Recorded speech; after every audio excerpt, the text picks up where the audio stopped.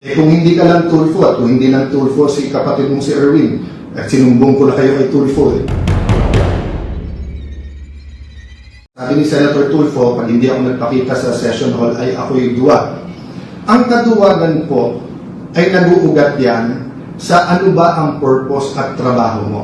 Diba? So for example, kung ang trabaho mo ay magtanim, pero bumabagyo, grabe po yung kidlat, hintayin mo kung mawala kidlat. Kasi it's not a matter of tapang, magtatanim ka nga, tamaan ka naman ng kidlat, di ba? So, ganun din sa sundalo. Hindi natin isusubo ang sundalo natin sa mga bagay na suicide ang mission.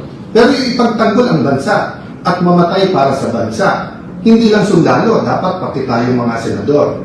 So, yung hamon mo, magpakita ako kung hindi iduwag. Para ko rin sinabi, halimbawa, Senator, ikaw, maging independent ka, kung hindi, duwag ka. You know, this is not a radio or TV program. This is not entertainment. This is the Senate of the Philippines. So we have to be more professional. Kung hindi ka lang Tulfo at kung hindi lang Tulfo si kapatid mong si Erwin, at sinumbong ko na kayo kay Tulfo eh. Di ba? Pero ang reality is, because nandiyan kayo, because you have a strong voice, use it for the good of the country. There are also issues facing you. So you ask Joel Villanueva, you ask Jinggoy Estrada, you ask Chis Escudero to face it squarely. So face the issues also squarely. Huwag yung titigilan natin yung Blue Ribbon Committee and then gagawin natin personal yung lahat ng issues. There are issues facing all of us. Alright mga kababayan, so gawa natin ng reaction video at magbigay din tayo ng personal opinion dito po sa naging live ni Senator Alan Peter Cayetano patungkol nga po dito sa tila paghahamon ni Senator Raffy Tulfo, no? At itong magkapatid na Tulfo na to, ang ingay-ingay talaga pagdating dito ngayon sa Senado. Samantalang sa flood control scandal o flood control investigation, tahimik, no? So kung mapapansin natin mga kababayan, parang sa tingin ko parang trap kung sakaling papatulan to ni Senator Alan Peter Cayetano, no, na siya ay pupunta nga doon at talagang, kumbaga, parang ano to ikaw ay hinahamon at the same time, pagka kumagat ka dito sa patibong, yari na, di ba? Kasi baka na naman hindi matuloy mga kababayan. Ito lang naman ay naisip ko, kasi kung sakali, baka hindi na naman matuloy itong June 4 na pinakaabangan talaga ng mamamayang Pilipino, no? Na mag-umpisa ulit ang investigasyon dito sa malawakang pagnanakaw dito sa ating bansa. Ito nga yung flood control scandal na matagal na nating gustong malaman ang katotohanan. At ano ba, sino ba ang mga nasa likod o mga mastermind talaga dito? Kasi yung mga nakukulong mga kababayan, hindi naman ayun yung yung mga pinangalanan, alam nyo ba yun? Hindi sila yung mga kumbaga maliliit na tao lang to At itong nangyari kay Senator Jinggoy Estrada, itong nangyari sa mga senador na tila hahainan o may mga kakaharaping mga kaso, no? Ito ay tila mapapansin natin na parang panggigipit, no?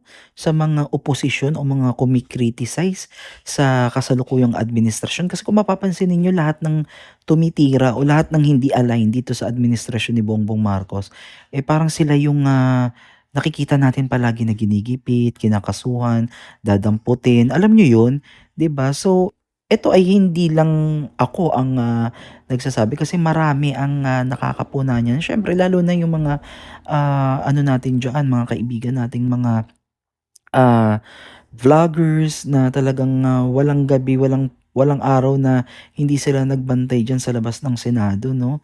At ramdam talaga nila yung tensyon, ramdam nila yung emosyon ng bawat isa diyan, no? At makikita natin na yung mga sumusuporta dito sa pamilyang Duterte, sila yung mga taong parang na nabubusalan o pilit na pinatatahimik, no, ng administrasyon 'to. At nakakalungkot kasi ito ngang si VP Sara Duterte ay nagsalita na nga din kanina, 'di ba?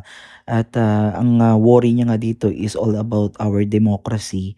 Kasi nga siyempre, 'di ba, the more na nagsasalita ka, ikaw ay nag-e-express ng iyong damdamin at parang nagiging balat sibuyas kasi ang gobyerno natin. Kasi siyempre, normal lang na mag-react ang tao. Kasi nagre-react siya, yan yung reaksyon ng tao ay refleksyon lang 'no, ng ginagawa ng mga tao diyan sa gobyerno kung sino yung mga nakaupo diyan.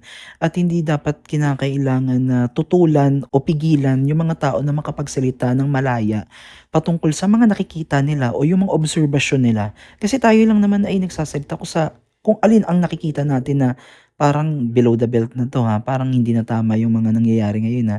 So tayo ay nag-i-speak out at yun yung nakakatakot mga kababayan kasi the more na ikaw ay nagsasalita at naninindigan sa alam mong katotohanan at sa kung alam mong tama, ang hirap mga kababayan sa panahon ngayon dahil yan nga, kung ikaw ay makikita at talagang ikaw ay lantaran na kumakalaban sa administrasyon ngayon, ikaw ay maaaring makasuhan, 'di ba?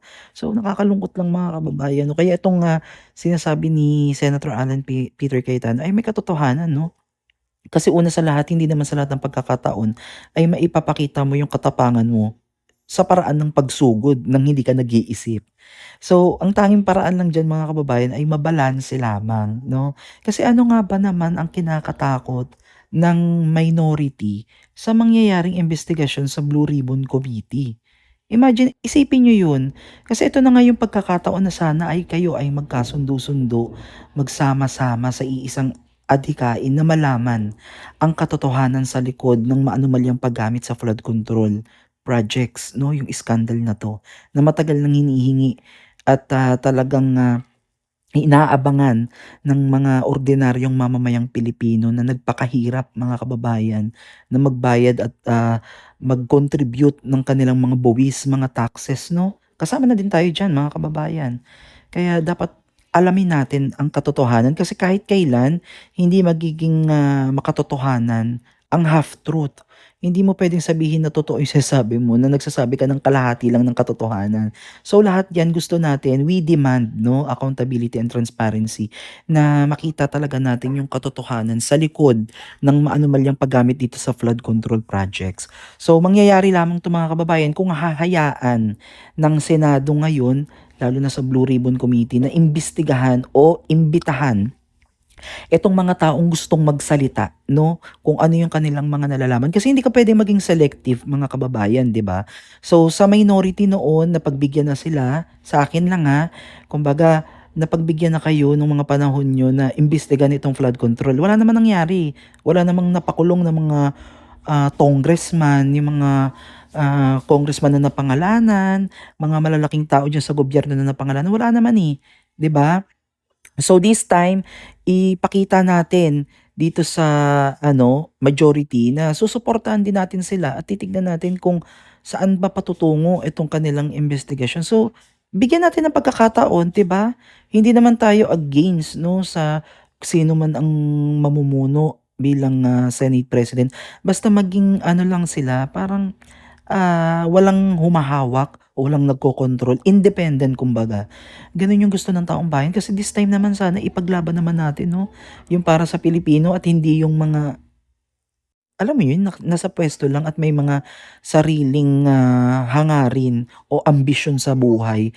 So this time, hayaan natin si SP Cayetano na ah, maging Senate President 'no, at hayaan natin yung uupo bilang chairman ng Blue Ribbon Committee na buksan ulit at imbestigahan. Walang ititira, wala kahit sinong masagasaan ditong pangalan, ilabas 'no, para maibalik ulit yung dating tiwala ng mamamayang Pilipino sa ating mga institusyon. Kasi talagang durog na mga kababayan, executive, diyan sa Senado, sa lower house, talaga namang hindi mo maaano na wala ng tiwala yung taong bayan. Kasi talagang parang, alam niyo yun, parang nagtatakipan na lang itong mga nandiyan sa loob ng gobyerno na imbis na malapit na tayo doon, Noon 'di ba, yung si Senator Marcoleta yung nag-iimbestiga. So ano na, nandun na tayo, papunta na tayo dun sa tamang landas sana.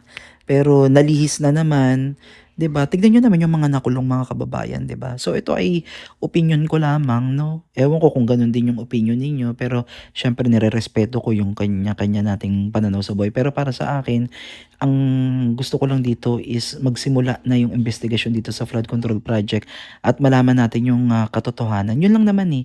Para sa Pilipino 'to mga kababayan at deserve nating malaman ang katotohanan at hindi tayo dapat pinaiikot at pinagloloko ng mga taong ito kasi binoto natin sila, inilagay natin sila sa kanilang mga posisyon, binigyan ng mandato, pinahiram ng mandato na tayo ay paglingkuran. Kaya dapat tupdin lang nila yung kanilang mga tungkulin. Kasi kung ganito na makikita nyo yung 24 senators na mahahati, may kanya-kanyang pananaw sa buhay. Sana pagdating dito sa pag-iimbestiga ng flood control, which is matagal nang dinedemand ng taong bayan, sana magkaisa sila no na makita at maibigay na yung tunay na kasagutan dito sa malalang korapsyon na nangyari sa ating bansa. So again, comment down below mga kababayan kung ano yung opinion nyo dito. Kasi para sa akin, hindi mo maipapakita, ito personal opinion at pananaw ko, hindi ko maipapakita na matapang ako sa pamamagitan lang ng pagpalag kung ako ay hinahamon. So hindi lahat ng hindi pagpalag o pagsipot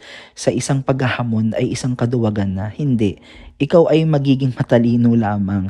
Kasi kung ikaw ay susugod sa isang batalyon na nag-iisa ka lang, no.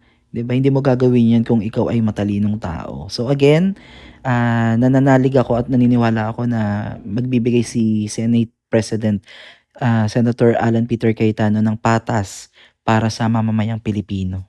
Again, salamat sa inyo mga kababayan.